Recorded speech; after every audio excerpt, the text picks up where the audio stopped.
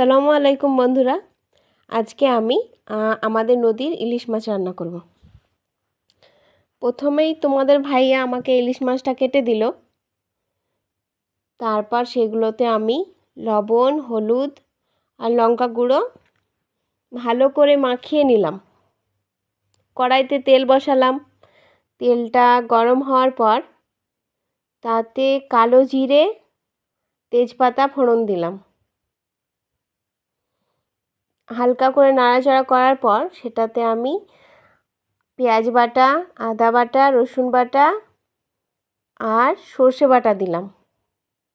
ভালো করে সেটাকে কষিয়ে নিয়ে যতক্ষণ গন্ধ না যাচ্ছে সেটাকে নাড়াচাড়া করে নিলাম। তারপর লবণ, হলুদ, লঙ্কা গুঁড়ো, জিরে গুঁড়ো, ধনে গুঁড়ো পরিমাণ মতো দিয়ে দিলাম।